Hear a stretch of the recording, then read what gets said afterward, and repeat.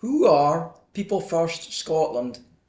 People First Scotland works for the human rights of people who have the labels of learning disability or intellectual impairment. We have had many other labels over the years which we have successfully campaigned to get rid of. People First Scotland began in 1989 when members at our first national conference decided that we should have our own organisation. From the very beginning, we made our own decisions and decided our own policies. People First Scotland is a disabled persons organisation, DPO, and it is controlled by its members who all have a learning disability. That means that no one else has any say at all in what our organisation does.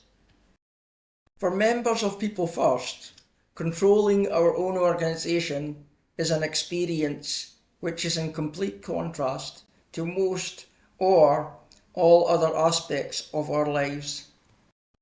We give people with learning disabilities a voice.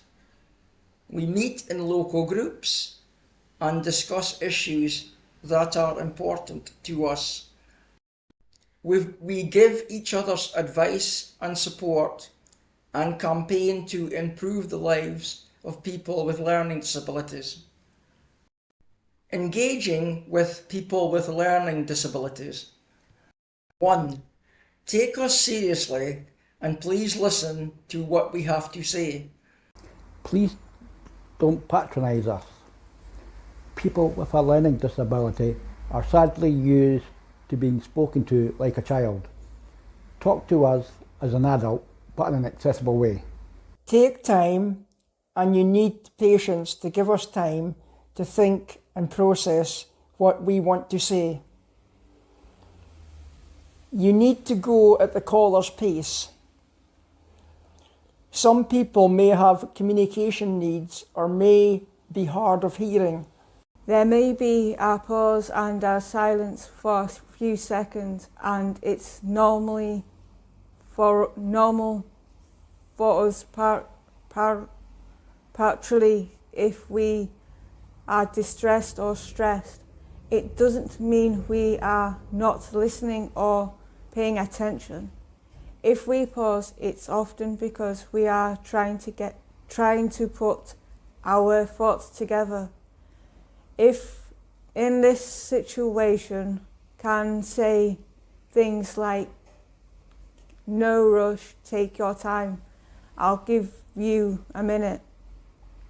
It means we know you are listening and that you give us time to think.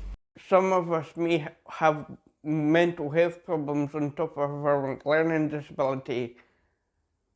We need more time to explain what is happening. It can also be hard to talk to someone you don't know. It is our experience that often when we speak to the police, we are not often believed. People often believe that people with learning disabilities exaggerate things and are attention-seeking. But remember, we are more likely to be the victims of attacks. So again, we need to be taken seriously. Sometimes we are seen as persistent callers, but it does not mean we want to annoy. It's a part of the disability. People with a learning disability often take things in the first degree. We are aware of situations where someone with a learning disability was told by the police to not hesitate to come by the police station if they wanted help or a chat. That person took it literally and kept going to the police station and was ultimately charged for wasting police time. But a person with a learning disability will not automatically keep calling, so it is very difficult to link learning disability with persistent caller. Be person-centred. Our ways to communicating are invaluable valuable as we are. Some people with communication support needs might talk more loudly. It does not mean they are shouting at you. Some people with a learning disability might not feel confident at giving their dates of birth. We will tell you why. The word birthday is better than dates of birth. Some people with a learning disability might not always know or remember when their birthday is. If you must ask about our birthday, please do it at the start of the call. You should say something like, when is your birthday, rather than what is your date of birth. Check that you have understood us. It is okay to ask us to repeat any important information. It's okay to ask us if we understand you. It is okay for police staff to ask from the start if the person needs support. It helps the call and puts everyone in the right mindset. A helpful question could be, do you have any support needs I should be aware of? Explain back what we've said for clarity. It is okay for you to repeat back to us what we have said to make sure you have understood. Don't take it personally. If we correct what you have repeated back to us, avoiding miscommunication is very important. When passing details such as crime number, it would be helpful if you could repeat back the incident number to ensure we got it correctly. We might struggle to follow the conversation and keep to the topic or give you information in an unusual or mixed up order. Often we find it difficult to remember personal details or events, so please check with us that you've understood us. Please don't talk in police jargon, but use a language that we will understand. Ask us if we understand what you tell us.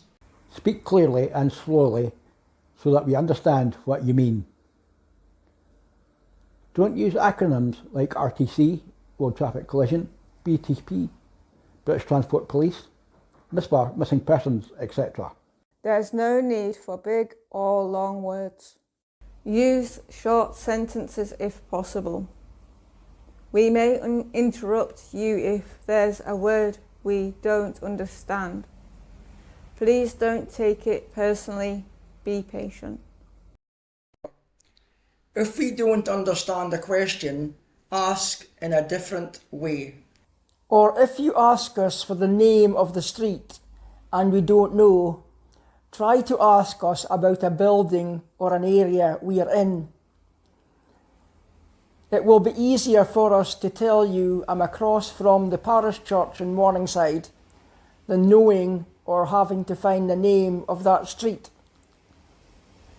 If we don't answer a question, please do not put pressure on us. If you put pressure on us, we are more likely to give you an inaccurate answer simply because we want to be seen as helpful.